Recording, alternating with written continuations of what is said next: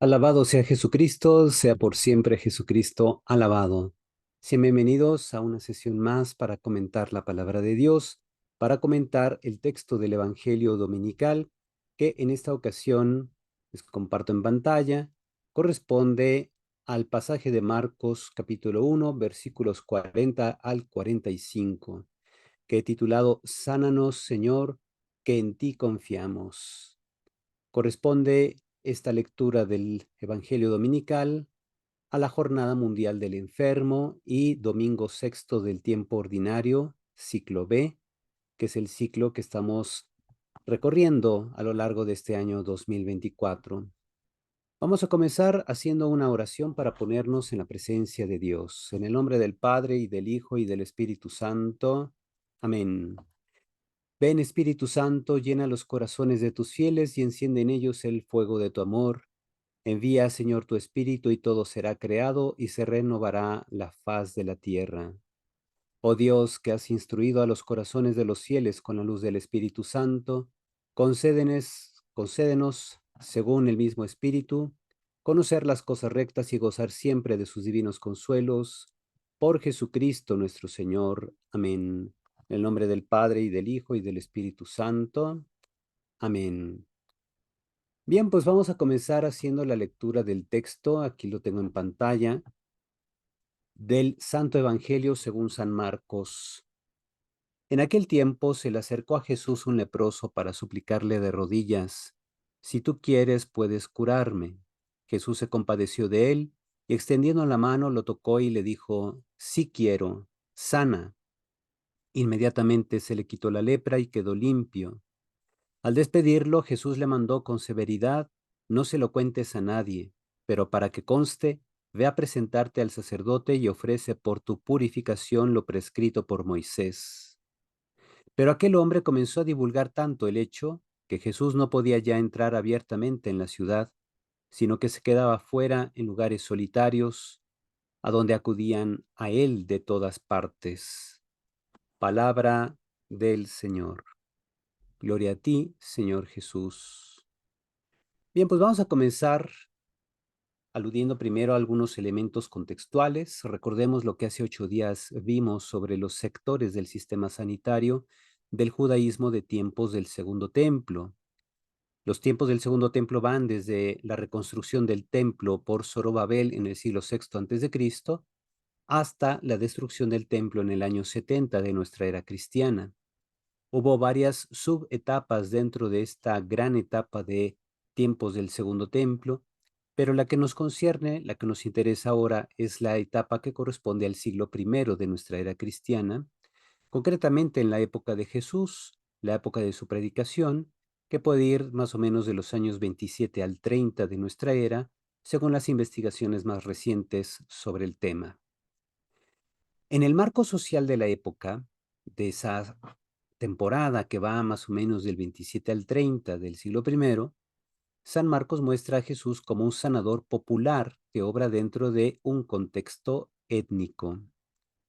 Lo que importa a San Marcos como evangelista es el significado que esta enfermedad tiene, no tanto sus causas biológicas.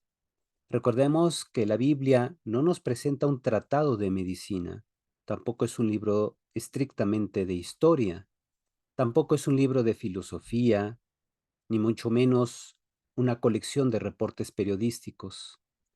Lo que tenemos en la Biblia son escritos que dan testimonio de la fe de un pueblo que en sus diversas comunidades ha tenido una experiencia de Dios a lo largo de su historia, una experiencia que ha venido meditando, reflexionando teológicamente y que solo después, ya por acción de inspiración por parte del Espíritu Santo en algunas personas para escribir los testimonios de la fe, pues se fue concretando entonces este mensaje de salvación que tenemos en la Biblia.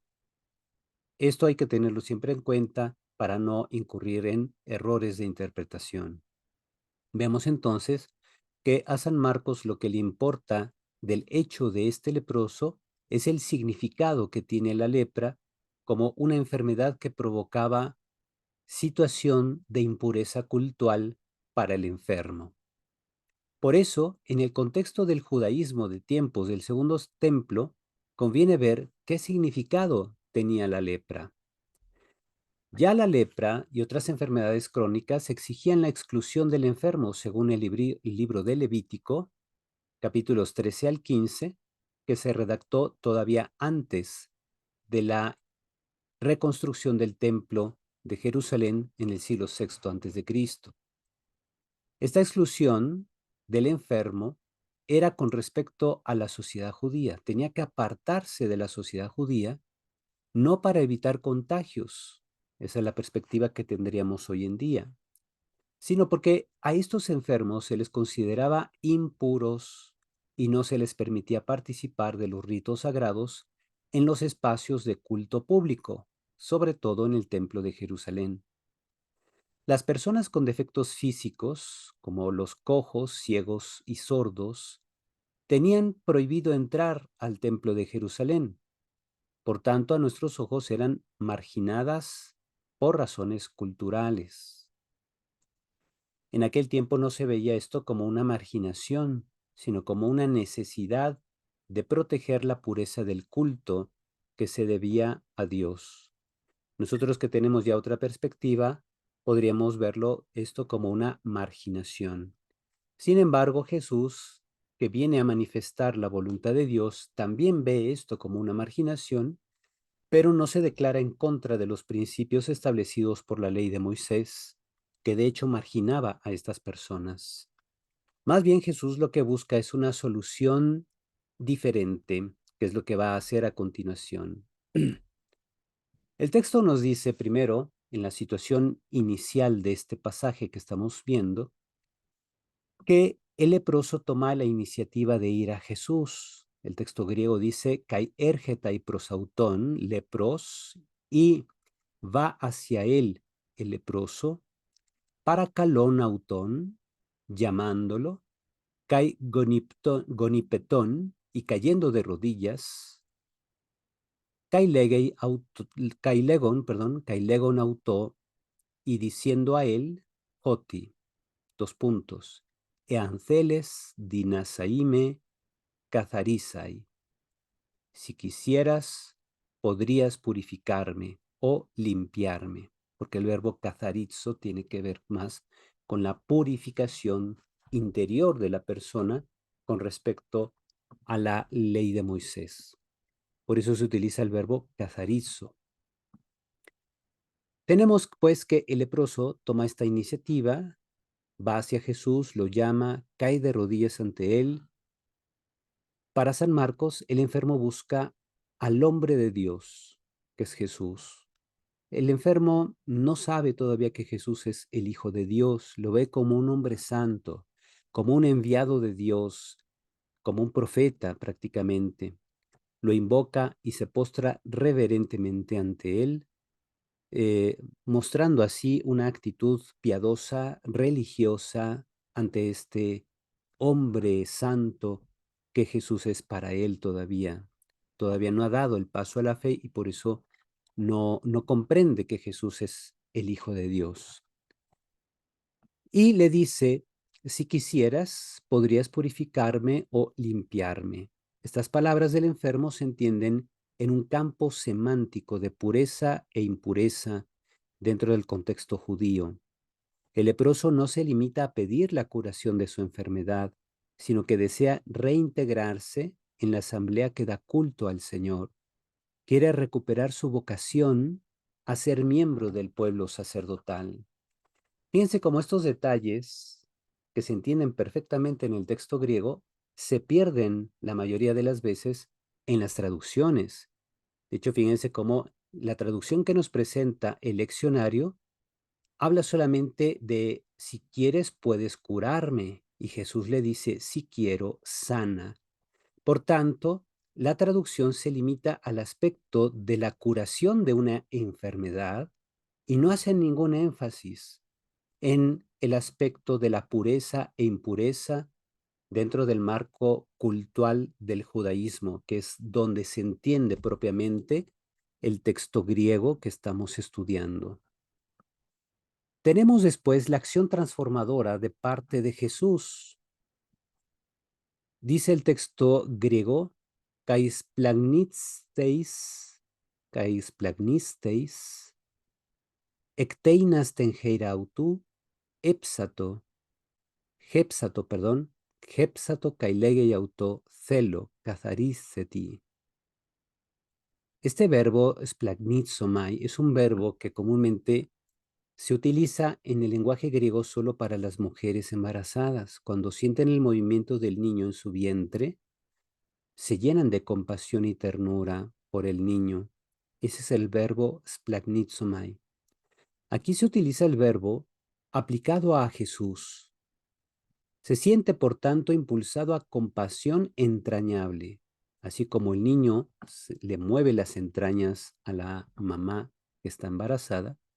Así Jesús siente un movimiento en sus entrañas que lo mueven a compasión por aquel enfermo. Y entonces Jesús extendió su mano. Ecteinas tengeirautu, hepsato, tocó a aquel hombre y le dijo, Kailegei auto, celo, cataríceti, quiero, queda limpio, queda purificado. No solo le dice sana, porque además sana es un imperativo activo. Aquí, cataríceti vendría siendo un imperativo pasivo. Queda limpio tú de tu limitación. En este caso, pues la lepra limitaba a este hombre de participar del culto divino. El Señor Jesús, aun sabiendo de nuestra condición limitada y pecadora, espera que le solicitemos con humildad nuestra necesidad de purificarnos para entonces limpiarnos de modo que podamos servirlo en comunión con su pueblo santo. Así que vemos que Jesús no solamente es un sanador, es un restaurador de la condición humana y lo hace a través de su palabra. Caeucis y de inmediato, versículo 42, apelcen apautú gelepra, se apartó de él la lepra. Kai ecatariste y él quedó sano. La lepra se retira del enfermo de inmediato. Kai eutis, lo que está aquí en rojo, y de inmediato. La enfermedad, obedece la palabra de Jesús y así el hombre quedó limpio, reincorporado a la vida del culto del pueblo de Dios. Siguientes versículos. Kai embrimesámenos auto, dice qué verbo tan curioso, euthis exevalen auton, kai legei auton.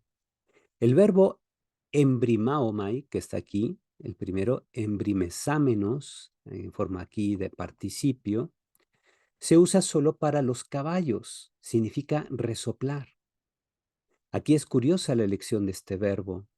En sentido análogo, Jesús resoplando le hizo ver a este hombre, ¿verdad? Como resoplando a él de inmediato, entonces Jesús le hizo ver a este hombre, exevalen, le hizo ver a la hora purificado, una serie de indicaciones que le da, indicaciones que más bien son mandatos.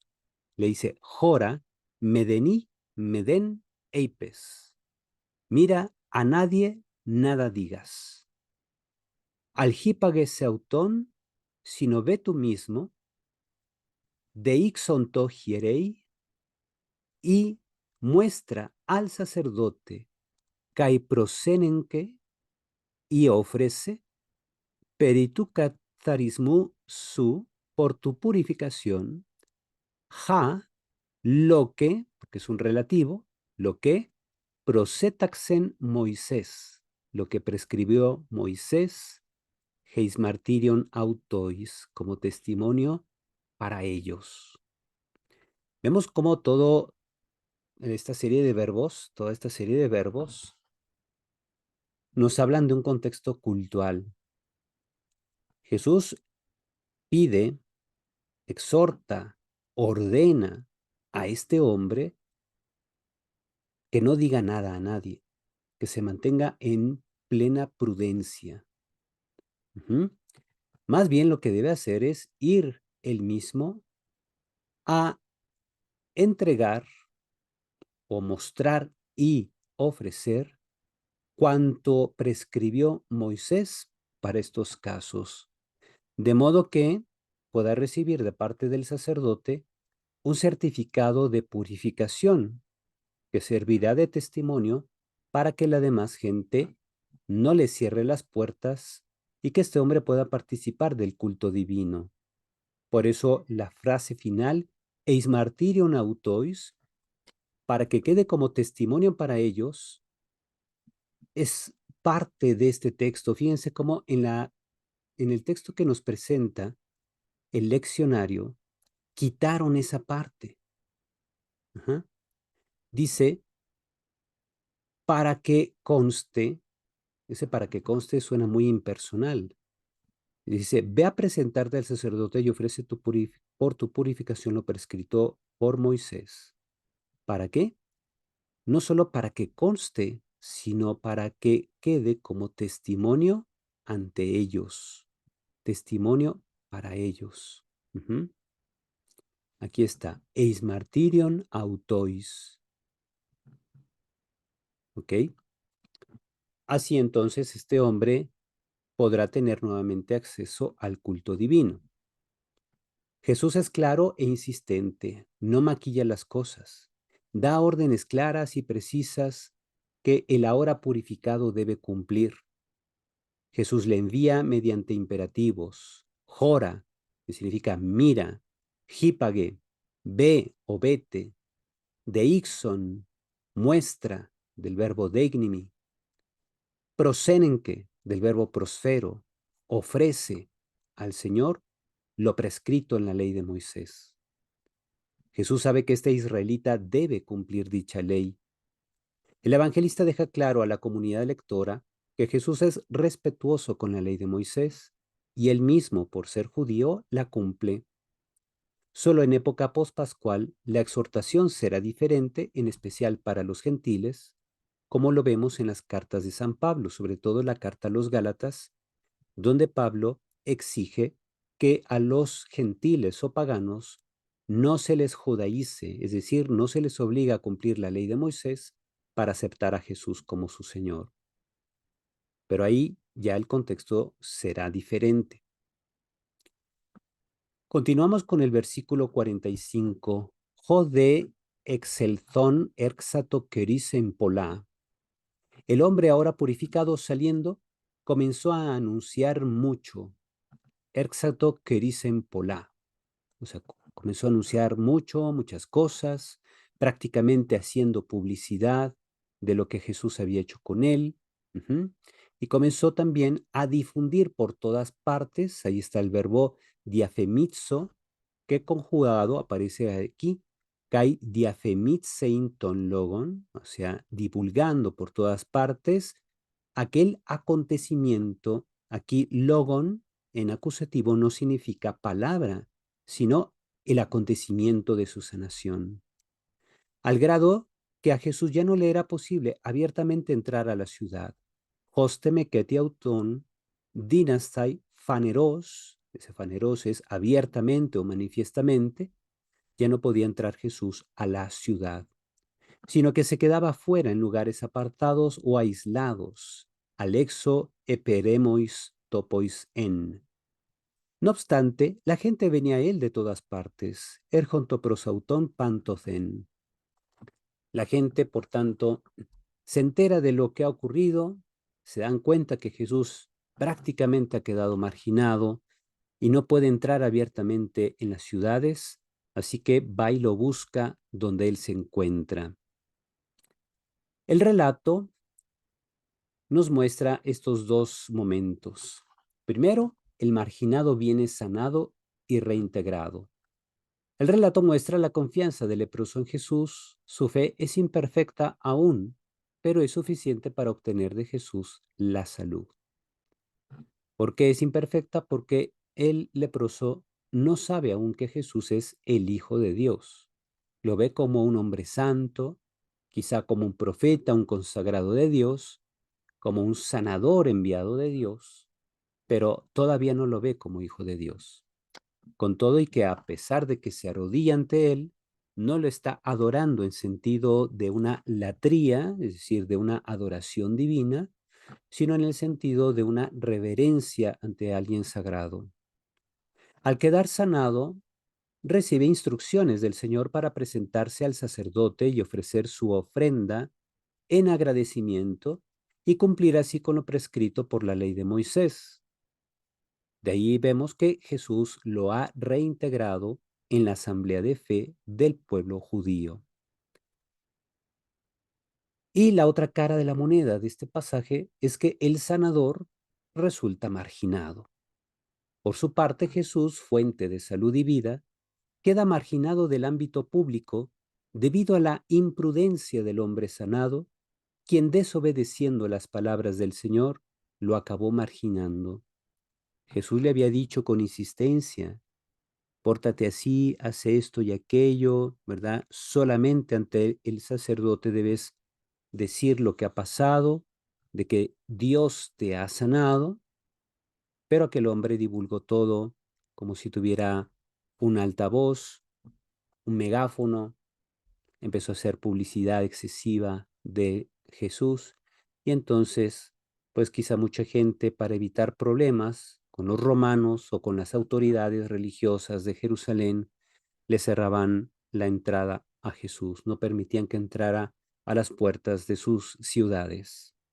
A pesar de ello, la gente lo siguió buscando en las zonas apartadas del desierto, pues quien realmente busca a Dios no se deja condicionar por situaciones. Esta es una enseñanza práctica para todos nosotros. Cuando vengan restricciones, dificultades, etcétera, que eso no nos detenga para adorar a Dios en espíritu y verdad. Busquemos siempre el modo, aunque sea en situaciones privadas o en un lugar privado, adorar a Dios, servirlo como Él se merece y disponernos a servir a los demás, precisamente alimentados por esa piedad. Orientaciones para la vida en esta Jornada Mundial del Enfermo. Primero, cuando percibas en ti una limitación física, moral o espiritual, con arrepentimiento y confianza, acude humildemente al Señor, que te atenderá compasivo. Dios, que nos ha creado, quiere lo mejor para nosotros, pero no siempre sabemos decidir lo que es mejor para nosotros.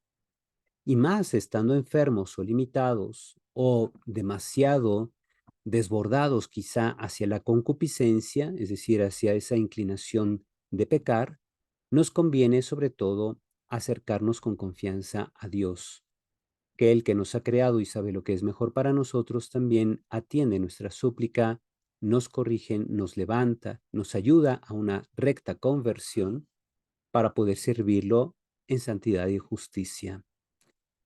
Segundo punto, al agradecerle su atención misericordiosa, actúa con responsabilidad y prudencia.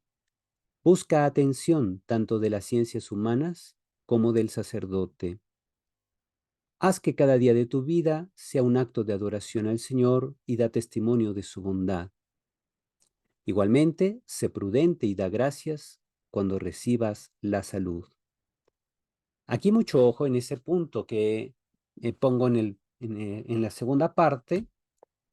Vean cómo mucha gente muy devota, muy cercana a Dios, no obstante, comete la imprudencia de ya no ir a los médicos, ya no tomar sus medicamentos, ya no cumplir con lo prescrito por los especialistas de la salud, sino que esperan todo de Dios, pero cometen la imprudencia de ya no seguir las directrices que nos dan los doctores que buscan también nuestra salud.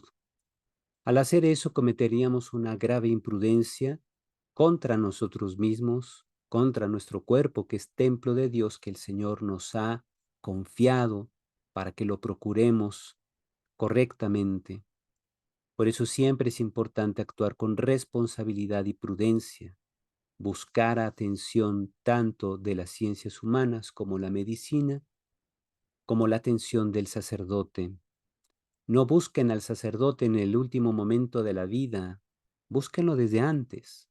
No dejen la gracia para un momento final, pues la mayoría de los sacerdotes nos ocupamos mucho y es difícil que podamos atender a todos los enfermos terminales en un momento dado. Por eso, con tiempo, mejor, desde el momento en que se experimenta una enfermedad grave, acercarse al sacerdote para solicitar el sacramento de la unción de enfermos, que da fortaleza espiritual y que puede otorgar también la salud en la medida en que Dios lo crea conveniente para todos los enfermos. Pero más que nada, conviene esto. Fíjense cómo yo presento en este punto 2 dos momentos. Primero es agradecerle su atención misericordiosa a Dios. Dios nos atiende misericordiosamente desde el momento en que le hacemos nuestra oración. Pero al final, si recibimos de Dios la salud, también hay que ser prudentes y darle gracias de manera adecuada. Así que son dos momentos. Agradecer su atención desde el momento mismo en que le oramos y agradecerle la salud si ésta se da, si ésta se percibe, se verifica. Hay gente que sana milagrosamente, ¿verdad? O como le llaman los médicos, estas personas experimentan la remisión prácticamente espontánea de su enfermedad, y aunque esto no tenga una explicación clínica todavía, pues sí entra dentro del marco de estudio de las ciencias médicas, la remisión de la enfermedad, utilizando análogamente el concepto de remisión que comienza a, a desarrollarse sobre todo en ámbitos teológicos. Pues ahí están estos dos puntos, estas dos orientaciones generales que procuren ustedes vivir, sobre todo cuando experimenten una limitación, ya sea física, como una enfermedad, una limitación moral, por ejemplo, si sienten demasiada tentación sobre ciertas cosas, eso es una limitación moral. Hay que acudir a Dios con confianza. También una limitación espiritual. Hay quienes pasan, por ejemplo, por prácticamente desiertos de oración, la noche oscura quizá de los sentidos o la noche oscura del espíritu, como decía San Juan de la Cruz, esos momentos de sequedad espiritual o de tibieza espiritual. Ahí también hay que acercarnos a Dios para que, arrepentidos y confiados en Él, le pidamos con toda humildad que atienda nuestra sequedad interior y saber que Él, al escuchar nuestra oración, ya nos está atendiendo misericordiosamente. Por eso debemos actuar siguiendo estas líneas que bien nos pueden ayudar a que nuestra vida sea una oblación constante, una adoración constante al Señor. Concluimos entonces ahora con la oración. Señor Dios, que prometiste poner tu morada en los corazones rectos y sinceros, concédenos por tu gracia vivir de tal manera que te dignes habitar en nosotros. Por nuestro Señor Jesucristo, tu Hijo, que vive y reina contigo en la unidad del Espíritu Santo y es Dios por los siglos de los siglos. Amén.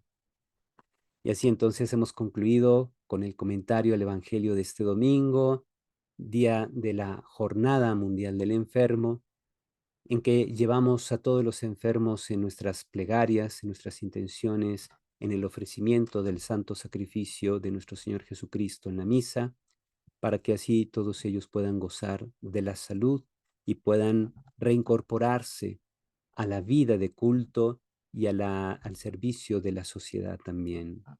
Si les gusta este tipo de material, recuerden divulgar estos contenidos, invitar a más personas que se suscriban a este canal de YouTube, activar la campanita de notificaciones para que el sistema de YouTube pueda enviarles un aviso cada vez que yo suba un nuevo material donde comentamos la palabra de Dios y así todos vayamos creciendo juntos en el conocimiento y vivencia de la palabra de Dios.